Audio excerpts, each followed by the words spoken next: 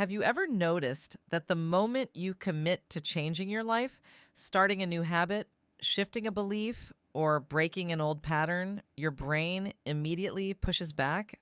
You might feel a spike of anxiety, a wave of resistance, or an almost magnetic pullback to what's familiar. It's easy to interpret this as a lack of discipline or a pattern of self sabotage, but clinically, what you're experiencing is a built in biological safety response. Today, we're exploring the neuroscience behind why your brain treats positive change as a potential threat and how to guide your nervous system through the unsafe zone of transformation. To understand why change feels dangerous, we have to talk about homeostasis. In the context of psychology and neuroscience, homeostasis is your body's internal thermostat. When applied to brain rewiring, homeostasis acts as an internal equilibrium. We all have our own comfort zone. This is where your nervous system creates a set point for what it considers normal. This includes your stress levels, your self image, and even your daily habits. When you try to change, such as setting a new boundary or starting a high performance routine, your brain detects a deviation from that set point. To fix this deviation, the brain triggers a feedback loop, often in the form of anxiety, doubt, or physical restlessness, designed to pull you back to your old familiar state. This is why doing something healthy can feel wrong at first. Your brain isn't judging the quality of the habit, it's reacting to the loss of predictability. To override this, you must stay consistent long enough for the brain to accept the new behavior as the new set point. There's also a metabolic reason change feels hard. The brain consumes about 20% of your body's energy, even at rest. Old habits function like well established neural highways, fast, efficient, and effortless.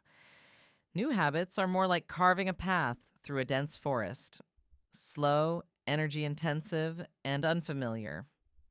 This process involves two key mechanisms: long term depression, weakening old neural pathways, and long term potentiation, strengthening new ones.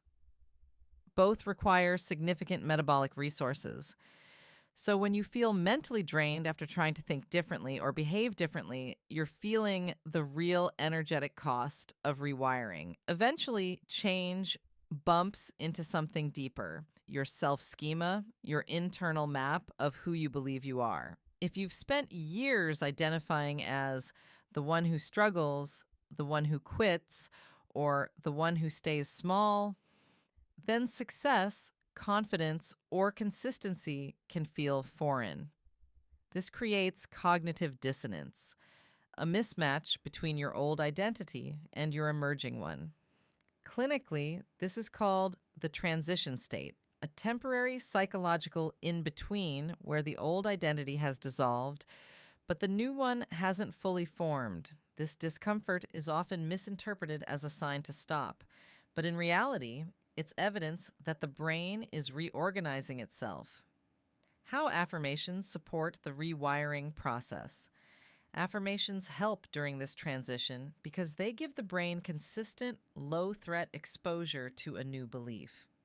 When an affirmation is believable and emotionally safe, it activates the prefrontal cortex while keeping the amygdala calm.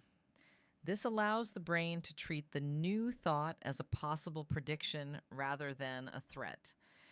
Over time, repeating a grounded, realistic affirmation strengthens new neural pathways through long term potentiation and gradually weakens old limiting ones through long term depression.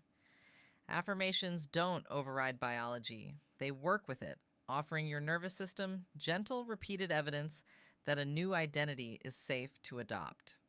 So, how do we help the nervous system tolerate change? Here are 3 clinical tools for making change. 1. Micro titration shift in small, manageable increments. Tiny changes keep the amygdala below its threat threshold. 2. Somatic grounding. When anxiety rises, use vagus nerve-based techniques. Slow exhale, humming, cold water on the face, gentle pressure on the sternum. These signals tell the brain, I am safe while this change is happening. 3. Notice and name. When you feel the urge to revert to old patterns, say, my brain is experiencing a homeostatic alarm. I'm not in danger. I'm in transition. This shifts processing from the amygdala to the prefrontal cortex, reducing emotional intensity. If you're feeling unsettled because you're trying to grow, hear this clearly. Your discomfort is not a sign of failure. It's the sound of your brain updating its internal wiring. Be patient with your biology. Identity change is not a single moment, and it's a gradual construction of a new internal home. I'd love to hear from you in the comments. What is one change you're making right now that feels uncomfortable or unsafe? Naming it is the first step toward neutralizing it.